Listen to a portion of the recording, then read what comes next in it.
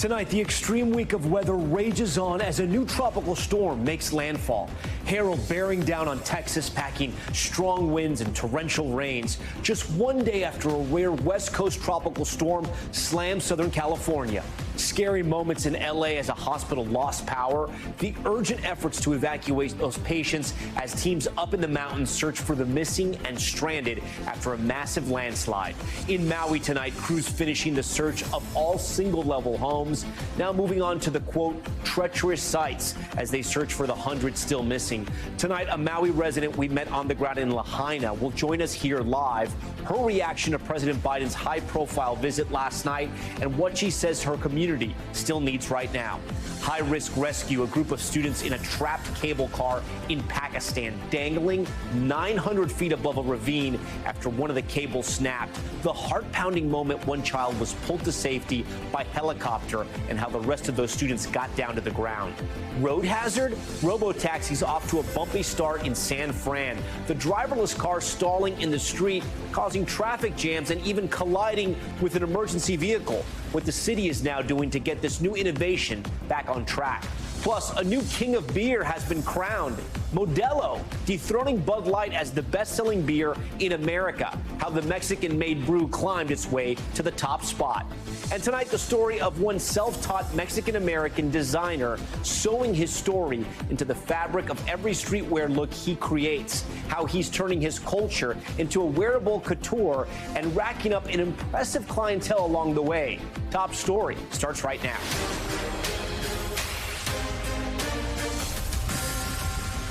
And good evening. We begin Top Story tonight with that extreme weather threat from Texas to California to Washington State. Hurricane season kicking into high gear, unleashing a relentless string of storms across the southern U.S. Texas in the bullseye tonight. Tropical storm Harold slamming onto the shores of South Padre Island, bringing heavy rains and dangerous wind gusts. That storm now making its way across Texas. As you see here, it's a tropical depression still packing a punch, dropping inches of rain and carrying a threat of tornadoes tonight. It's the second tropical storm to make landfall just this week. The first, of course, Tropical Storm Hillary. It has dissipated, but her wrath is still being felt. A total blackout shutting down this hospital in Los Angeles after a backup generator failed.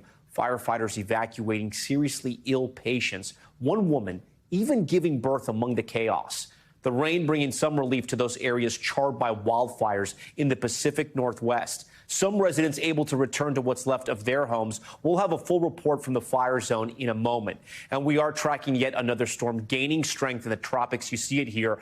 Our man Bill Karen standing by to time it all out. But first, NBC's Aaron McLaughlin leads us off tonight here on Top Story. Tonight, Tropical Storm Harold makes landfall in southern Texas, bringing heavy wind and rain. As some in Southern California are digging themselves out of the mess Tropical Storm Hillary left behind. After record rainfall flooded streets and blanketed entire communities in sludge. Sad that we have to go through all of this. The round-the-clock cleanup continues.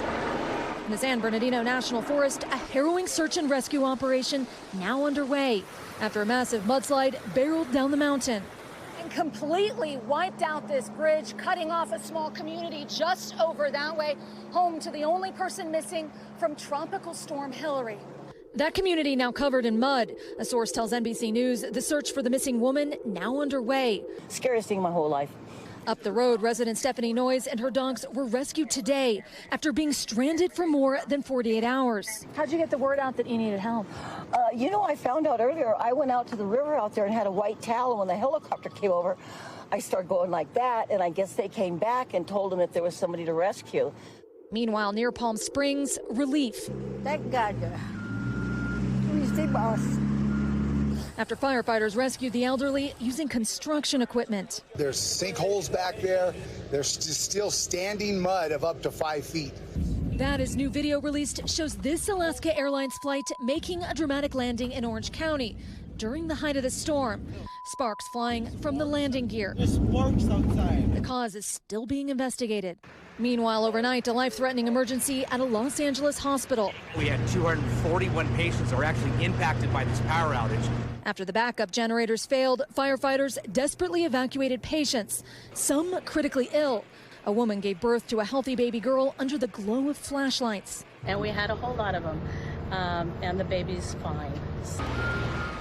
Tonight, as California recovers, no relief for Texas after Mother Nature's relentless onslaught.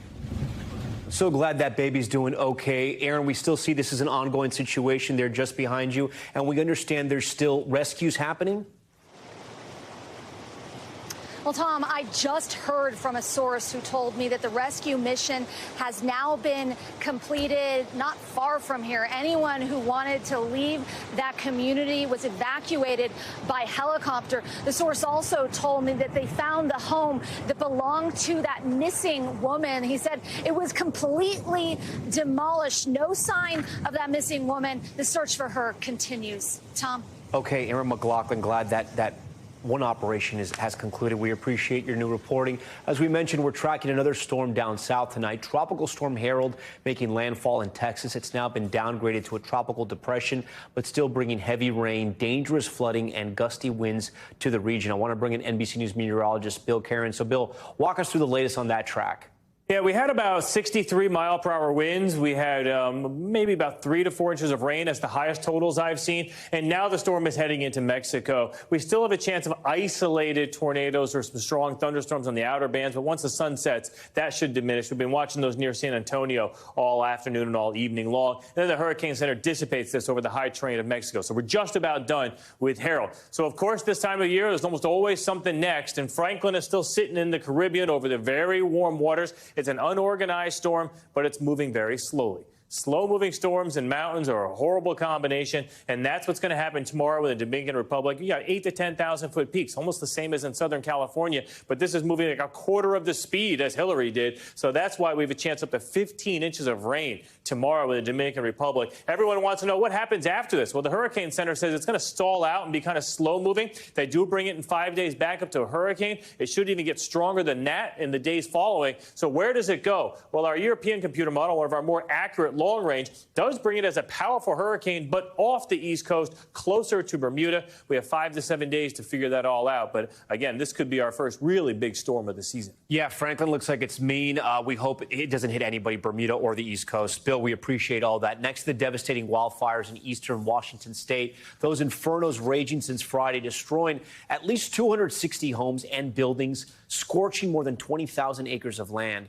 Crews now working around the clock to suppress the flames and getting some relief from the rain. And that's where we're going to meet our Jesse Kirst tonight. He joins us from Spokane, Washington. Jesse, talk to us about the rain today and how that's helped the wildfire process. Yeah, so, Tom, for hours we've had rain in the area. It just let up, but it was even raining again a little bit, a light drizzle short time ago here in Spokane. We're just outside of that fire zone. We've had the air quality issues here. This whole region has had air quality issues, and stretches of the Northwest have. But today, that rain for several hours helped slow down some of that spread, stop some of that fast fuel from being able to ignite and get out of control as quickly. And what that allows firefighters to do, we're told, is to get closer to those front lines and have that much more of an attack position against the wildfire. So that is certainly welcome news for them. As you mentioned, they've been going around the clock, Tom, since Friday afternoon when this all started. The Gray Fire in particular is the one that has impacted larger populations in the Spokane area. So firefighters have been going around the clock in shifts. We've seen them camping in tents. So that brings to mind that even though the rain helps battle the fires, there's also some added precaution with that, right? They're working in these wet, cooler conditions. It's significantly cooler out today. They're then sleeping in those wet and cool conditions as well. So obviously that can be taxing on the body as well. And on top of that, now you have to worry about possibly slipping over wet logs. And one other thing I want to stress about the rain, Tom, is that just because there's water falling from the sky and helping hopefully suppress those flames, they're not putting out the fire entirely. We were on the scene of the wildfire earlier, and you could see smoke and even some flames popping up out of the ground in an area that still had large trees up, still had grass around, even as the rain was coming down. And that just underscores that this is still very much an active wildfire situation. But the Gray Fire in particular, some promising news. They're at around 25% containment, so they are making progress on one of those larger fires here, Tom. And, Jesse, are there still evacuation orders in place? That's right. The numbers have dropped, so around 4,000 more people were told they could go back to their homes today, specifically in the Medical Lake area. That's one of the cities that was hit in this area. Still around 1,000 people, though, in that community being told to not return to their homes. And I can tell you, having been in Medical Lake, that some of the homes in that community have been completely burned down. And the contrast really can be door to door on a block. We were in one neighborhood where you could see some homes standing, looking largely, if not entirely, untouched. And even right next door, or right down the block, just a charred pile of rubble. Just a lot of tough times ahead for some people in this community, for sure, Tom. Okay, Jesse, thank you. Next to Hawaii and the desperate search and recovery efforts in Maui. So far, officials saying at least 115 people dead, but 850 still missing. Residents getting their first chance to confront officials at a county council meeting today, raising concerns about a lack of resources and attempts at a land grab by developers.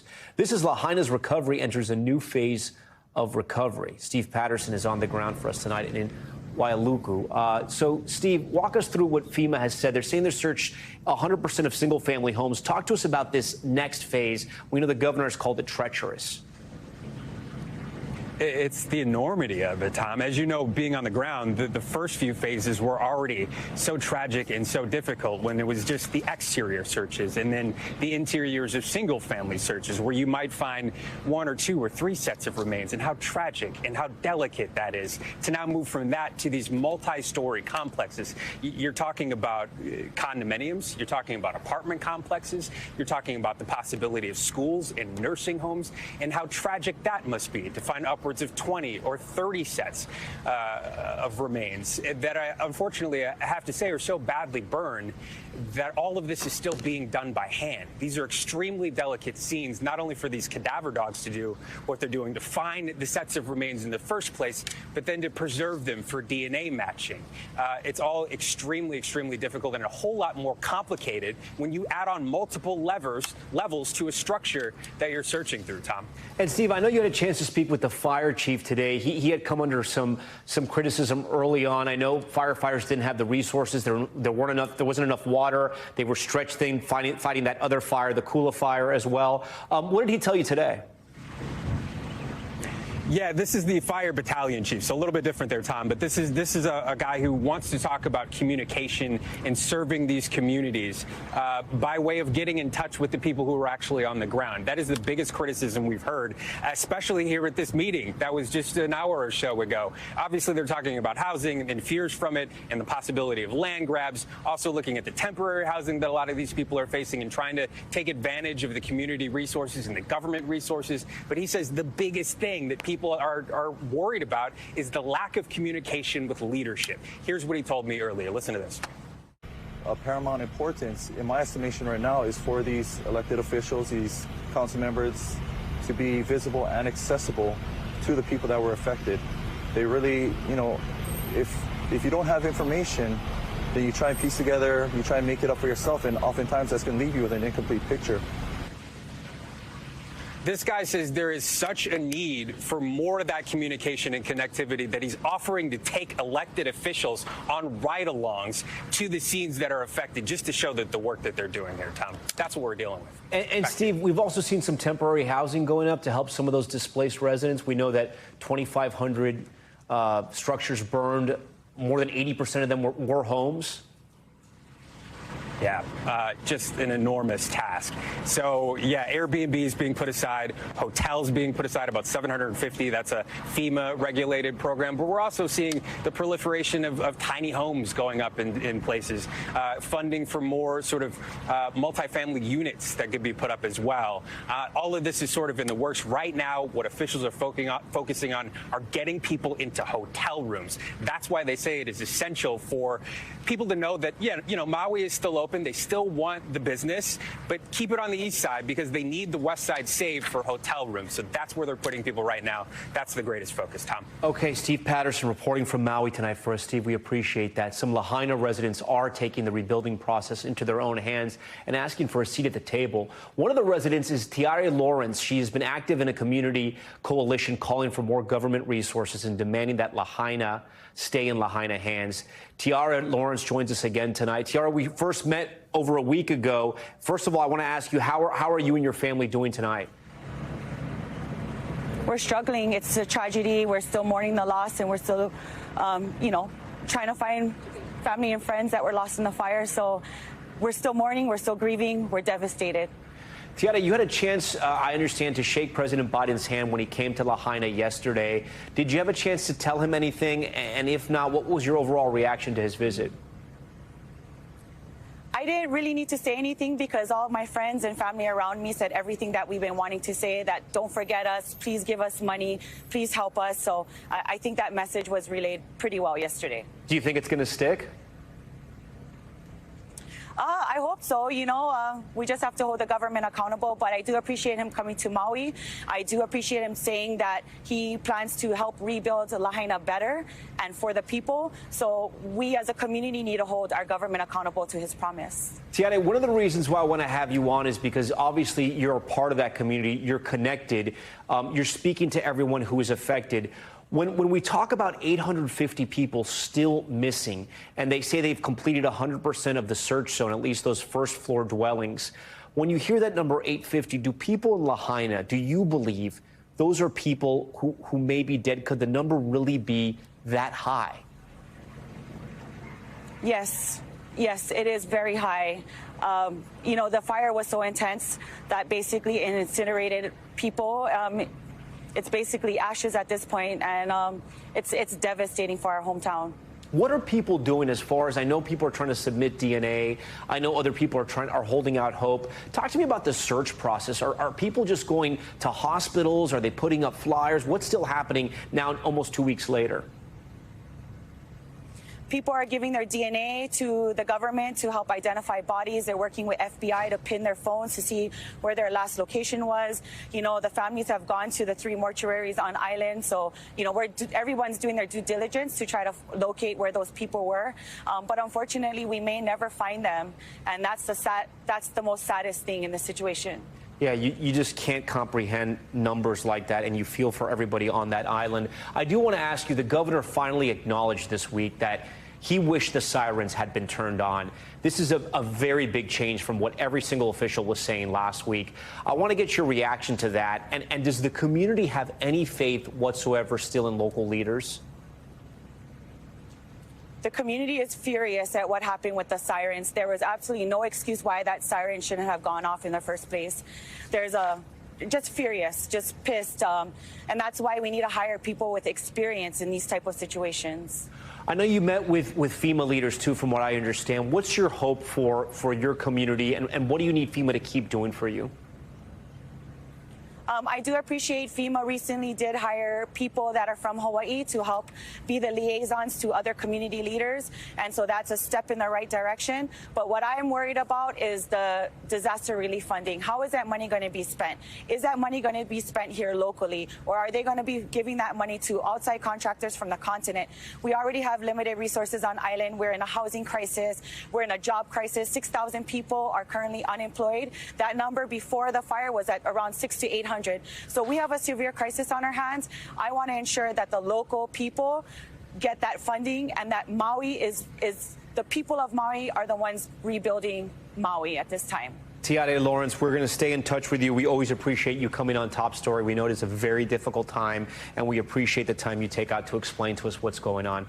Please be safe, and again, our thoughts and prayers are with your family always. Mahalo nui. Aloha. We want to turn now to the legal battles facing former President Trump. The first of his 18 co-defendants in the Georgia election interference case, attorney John Eastman, turning himself into authorities today. It comes just one day before the first debate of the GOP presidential primary, as Trump prepares to surrender himself to authorities for a 4th time. Garrett Hake has the latest.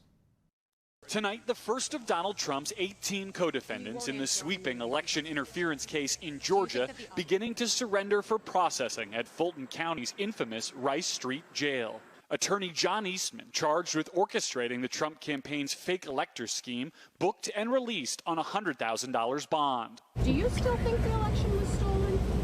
Absolutely. Absolutely. Still. No question. No question in my mind. And Scott Hall, a bail bondsman charged with attempting to breach election equipment. Is there something wrong here? There absolutely is. The former president posting overnight his intention to turn himself in on Thursday, attacking the case against him as a witch hunt. Mr. Trump's Fulton County appearance also intended to pull the political spotlight away from Wednesday's first Republican debate in Wisconsin, which he has chosen to skip, citing his commanding lead in the polls. The former president's absence dividing his rivals. The frontrunner who has decided not to be there will be out on bail in 4 different jurisdictions. We can no longer pretend that this is normal. We can't pretend that this is acceptable. I have no issue with him skipping the first couple of debates. This is a good opportunity for me to introduce myself to the country. People are starving for a message of hope and optimism as long as it's anchored in conservatism. With 8 candidates participating, Mr. Trump's closest rival, Florida Governor Ron DeSantis, will take center stage and expects to take the majority of the jabs from other candidates. I don't think it's any secret that I'm going to be probably the guy that people are going to come after. Garrett Haake joins us now from Milwaukee, where that first GOP debate will be held tomorrow night. And Garrett, as you mentioned in your report there, the former president expected to surrender himself on Thursday, but there are still more than a dozen other co-defendants here, people like Rudy Giuliani, we know, Mark Meadows. When do we expect them to turn themselves in? Well, Tom, it's only been a trickle so far, but I expect the pace to pick up significantly ahead of Friday's deadline. A lot of these folks may want to get themselves processed and get this all over with before Donald Trump and the media circus that follows him comes to town on Thursday afternoon, Thursday evening. We know Meadows, though, interestingly enough, has filed for an emergency injunction here to say he does not want to turn himself in at all if his case might be moved to federal court. There's expected to be a ruling on that here in the next day or so. As for Giuliani, there's some reporting tonight from other outlets that he's having trouble locking down a lawyer. So this process might go all the way up to the deadline to get all 19 co-defendants across the finish line. And as Garrett mentioned, the night before former President Trump is anticipated to surrender in Atlanta, 8 of his Republican primary opponents will be debating each other. Those 8 candidates have met the Republican Party's polling and fundraising thresholds and signed a pledge to support the eventual GOP nominee, while 4 other contenders for the nomination did not meet the RNC's requirements. You see them there on the right hand of your screen. For a preview of what we can expect tomorrow and how Trump's absence will impact the debate, I want to bring in Meet the Press moderator and NBC News political director Chuck Todd. Chuck, great to have you on Top Story tonight. I want to show you another image. This is what the lineup's going to look like as the stage is going to be set there in Milwaukee. Looking at the way the stage is set, does DeSantis become the target here? Well, he could, but so could Vivek Ramaswamy. I think that I fully expect Chris Christie and Ramaswamy to have some of the most electric moments. They're the quickest talkers. They're the fastest debaters. We've seen it in the way they go back and forth with members of the media. So I am not, look, I know the numbers say DeSantis might be the target, and I'm not saying, but I think when you look at who is going to be the most likely to defend Trump the most, I think it's going to be Ramaswamy, and I think that's going to lure a Chris Christie who's looking for a foil. He desperately needs a foil. Trump's his foil, and he's not there. Ramaswamy's the next best thing. Chuck, you know, Hutchinson might think that too. I was going to get to Chris Christie later in this segment, but I mean, I got to tell you, I think we have the numbers up here. People in Iowa, GOP voters, do not like Chris Christie, right? I mean, he is maybe the most skilled debater on that stage. He's a great debater. We saw what he did in 2016. He's got a huge uphill to climb in Iowa. I just wonder if other candidates will even engage with him, because it's almost like, why? Oh, I agree that they won't want to engage with him, but do you think he's going to be a shrinking violet there? Right? Like, you know, he is only running to be in the debates. He's not running a serious campaign. There is not policy proposals. He doesn't have a real campaign staff. He's just running a guerrilla campaign in New Hampshire to target Donald Trump and to get on this debate stage. This is the sort of the premise of his campaign. So, no, I expect him to force his way into this. But to go back, you said DeSantis be a target. Look, I think DeSantis is trying to stop Ramaswamy from becoming, you know, I would argue that Ramaswamy's done a better job of executing the original DeSantis strategy of hugging Trump and trying to move past Trump. Ramaswamy has done it with more of a smile and has not offended Trump supporters the way DeSantis by doing it apparently has. You know, I don't know if I agree with you there. Ramaswamy, he sort of reminds me of Dr. Ben Carson from 2016. I think he's caught a little bit of fire. I don't know if he goes the full way. I think in this debate, and again, there's 8 people on that stage, Chuck, it is so hard to separate yourself. But then again, you got to separate yourself, right? So the question is, how do people, and like someone like Senator Tim Scott, how does he not offend the Trump MAGA base, but separate himself from everyone else on stage? Well, that's a good question. I don't know how Tim Scott does this, or Nikki Haley does this without going after Trump if they want to get there. I don't. I take your point. I totally agree with you on sort of Ramaswamy comes from the sort of Mike Huckabee, Ben Carson, sort of people that ran for president in order to become famous rather than maybe running for president to actually be president. So I take your point there, but I just think he is just going to be a more nimbler debater, and I think he is, and they put him center stage. So, you know, Fox is as I think, you know, we see that happens. You sort of gravitate towards the middle there. The question I have is what is DeSantis going to do here? He's got, that debate memo, I think, really put some verbal handcuffs on him, because now if he does anything that the Super PAC debate memo outlined him to do, then it looks like he's been, programmed. So I think he's got a lot of uncertainty about him. I'm very curious to see, because the 2 times I've seen him debate in Florida, Tom, they weren't very good performances, and those were one-on-one debates. He's going to have 7 other. He's never done something like this before. I just don't know how nimble he's going to be. I don't know how much stock I put into that memo. You know, there's always a lot of dirty tricks. I think a lot of people in that super PAC are actually very savvy and maybe a lot smarter than maybe some people in the media give him credit for. You got to remember, Jeff Rowe, he beat Donald Trump in Iowa. I mean, he sort of knows what he's doing. He doesn't win every race, but he knows what he's doing. I do want to ask you, though, where do these guys, real quick, Chuck, where do these guys separate themselves, right? And Nikki Haley, because when it comes on policy, they actually agree in a lot of parts on certain issues, whether it comes to abortion or not liking the Biden administration or inflation. I just wonder if Trump is the only thing they actually debate. Well, if you're looking for one piece of substance where I think you may see real disagreement, it's going to be on foreign policy, right? Because you have Trump, Ramaswamy, represents more of an isolationist philosophy. I think you have Mike Pence and some others who want to show that one of the few places they're comfortable expressing their differences with Trump is on the war in Ukraine, for instance. So if you're looking for an issue, but let me just throw one piece of caution out there about our expectations for this debate. I will tell you this, a lot of times first debates are less combative than we all think they're going to be. Yeah, everyone's nervous. Now, I know it. Yeah. Right. Everybody's a little nervous.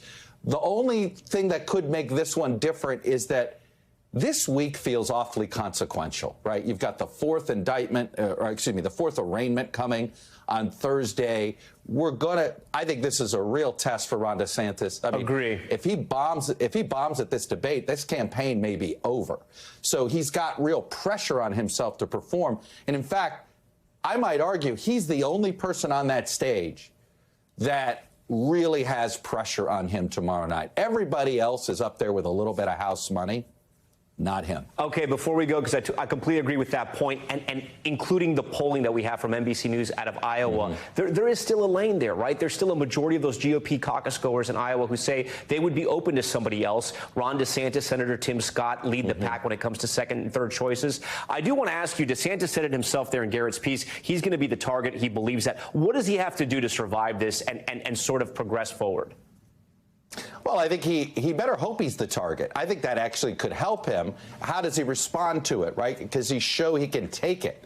The biggest fear I would have of him is if I get ignored, right? If the rest of the field isn't worried about me anymore. So he should embrace being the target. He should hope he's the target, and he better be ready, right? The good news for him is people like myself have a low bar here for him on this because he's struggled in debates in the past. So I do think with a lot of the working press, he's got an opportunity if he could show that he's improved his skills here. But I'll tell you, he just reminds me of somebody that's got so many people giving him advice, he doesn't know what advice to listen to. You know, like a golfer with everything in their heads, and it's like, you know, they may have all the correct things to do or say, but they're not quite sure what order to do it. He still looks like a candidate that's got too many people whispering in his ear. We'll know for sure on Wednesday night, and right after that debate, Chuck Todd will also be breaking down the first GOP presidential debate on a Meet the Press special that will air tomorrow night right here on NBC News Now at 11 p.m. Eastern, right after the candidates take the stage. You do not want to miss that. Chuck, always a pleasure to have you on Top Story. We thank you for your time tonight. Thank you, my friend. Okay, still ahead, a deadly explosion in North Carolina. A home owned by a member of the Tennessee Titans completely flattened. The family member who tragically lost their life and what investigators think may have caused that blast. Plus, the heart-stopping rescues in Pakistan. Have you seen these videos? A group of students trapped in a cable car dangling 900 feet in the air. We will show it all to you, the incredible effort to get them to safety. And train versus truck, the dramatic collision caught on camera. You saw part of it there, and the massive mess it created. What happened here? We'll explain. Stay with us. Top Story just getting started on this Tuesday night.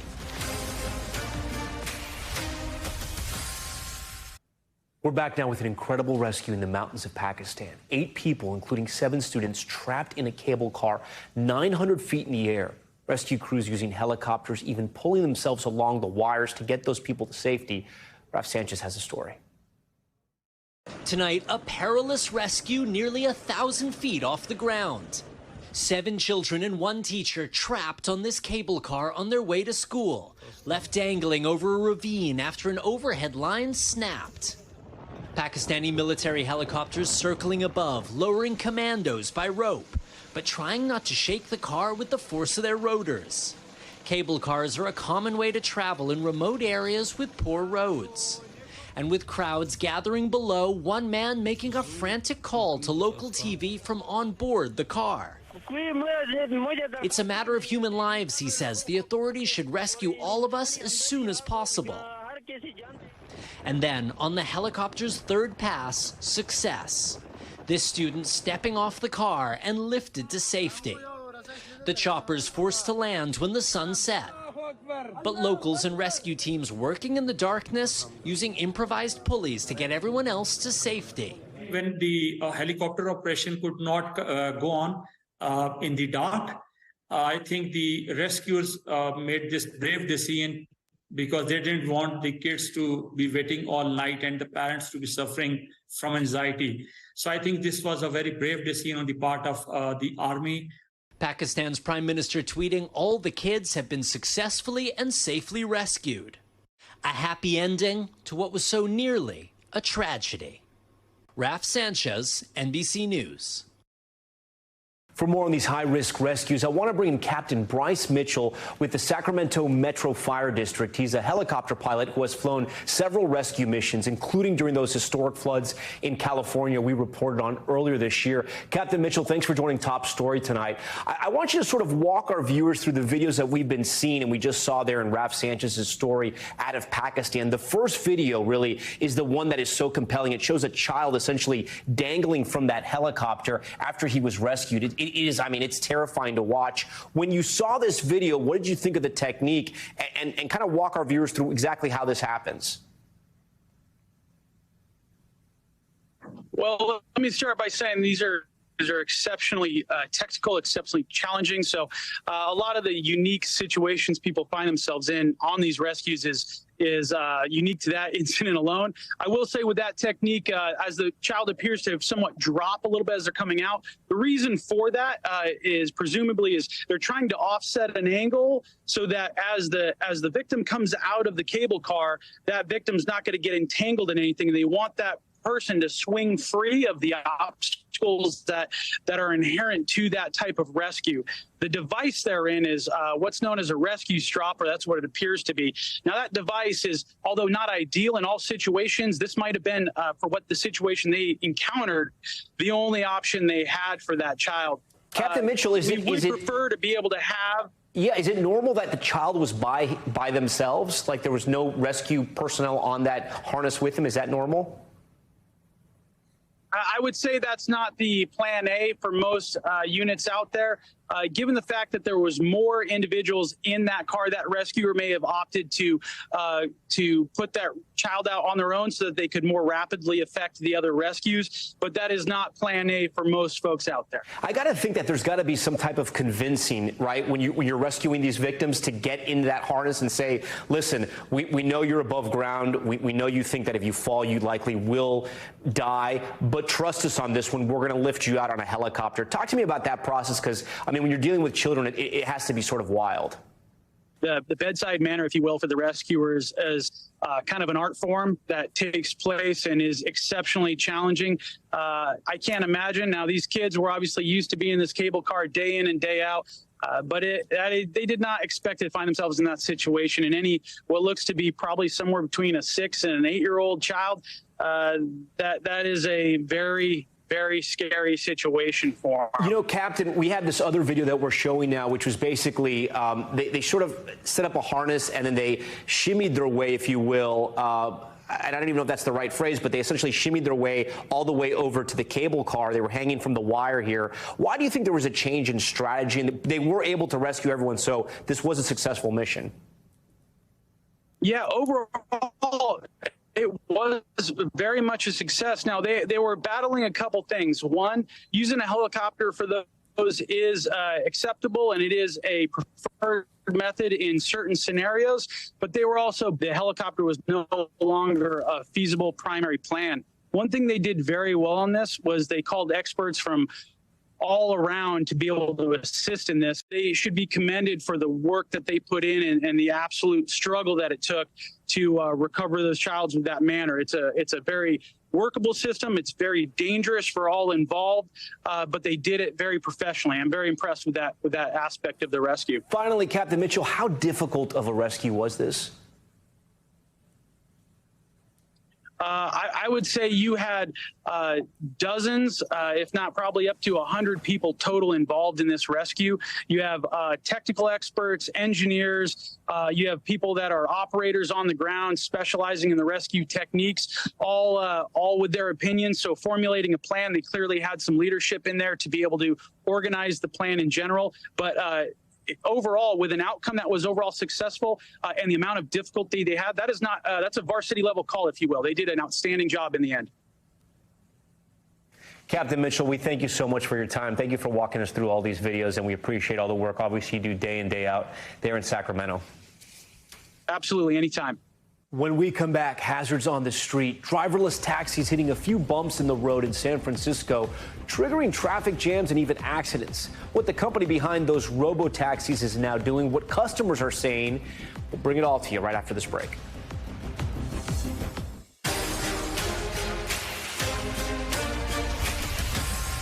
Time now for Top Stories newsfeed, and we begin with that deadly home explosion at the home of Tennessee Titans cornerback Caleb Farley.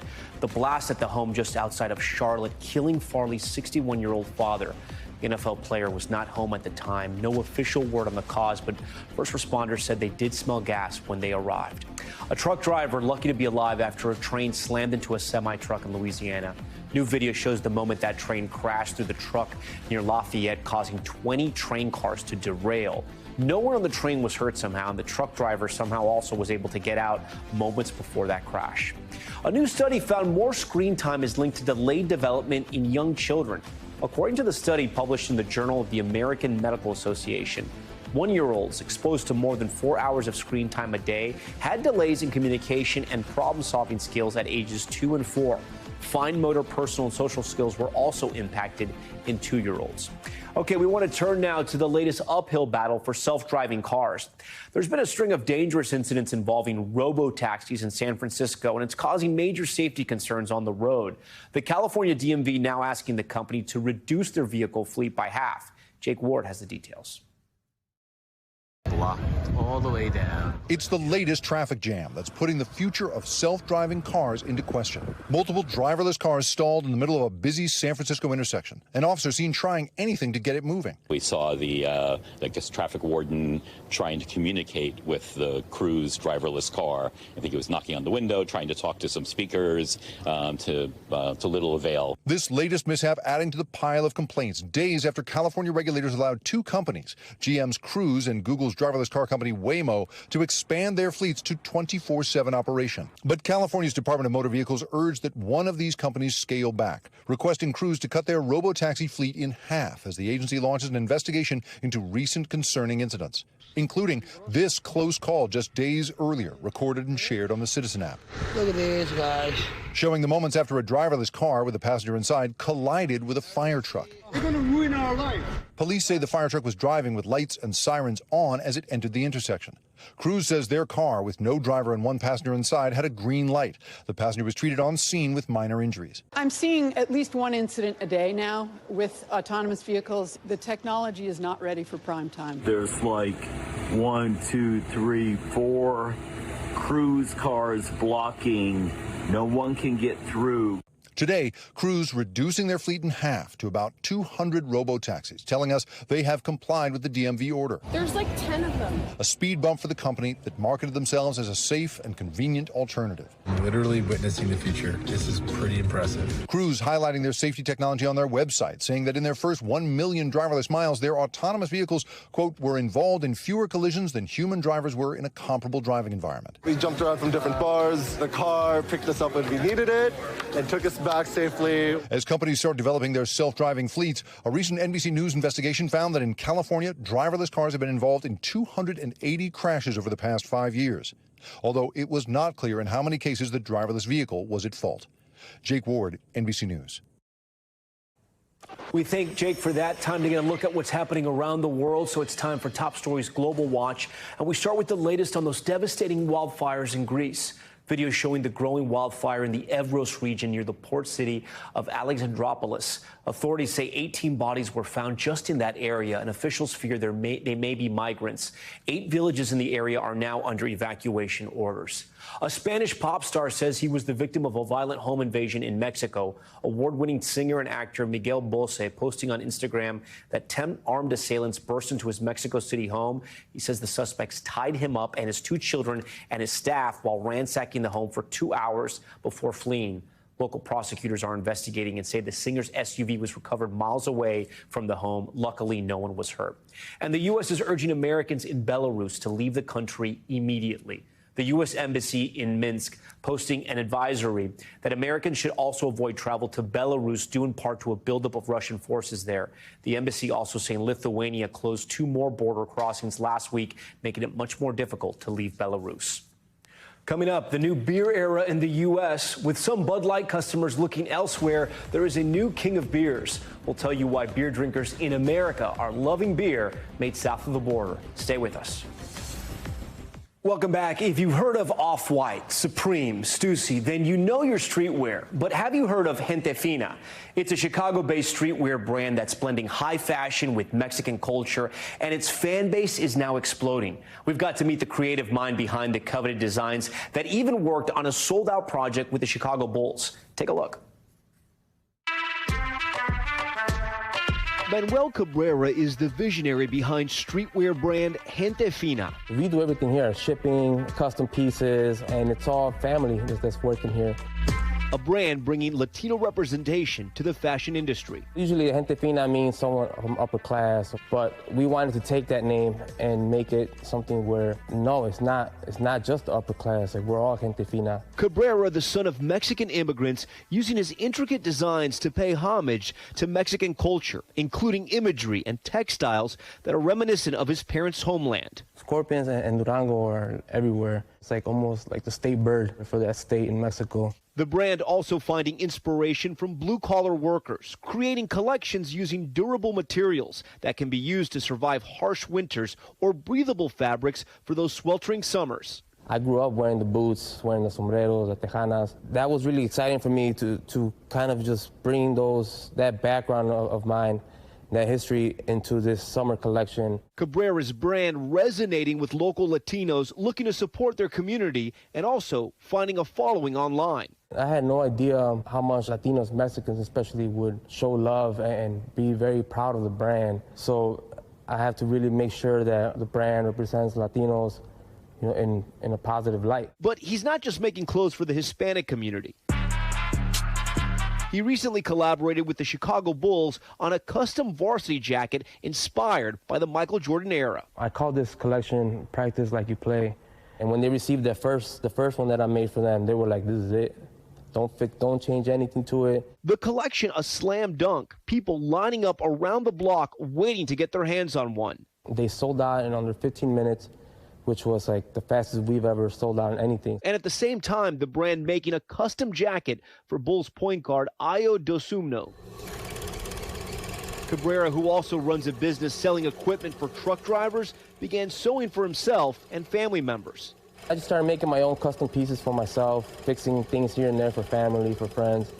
And when the clothing line came along a couple years later, it just kind of clicked. Cabrera not only collaborating with an NBA team, but also local artists for events celebrating Mexican culture. Your passion is fashion and all that? A father himself, he also works with a Chicago-based organization that helps teens explore their passions, donating sewing machines to schools and speaking to students. His message, we're all gente fina. It became not just a brand anymore. It became something that you felt like a responsibility to really put your foot forward, to uplift the Latinos, the Mexicans, especially. We have a lot more coming in. We're just getting started. So this is just the beginning. Gente Fina, remember that name. We thank you for watching Top Story tonight. I'm Tom Llamas in New York. Stay right there. More news on the way.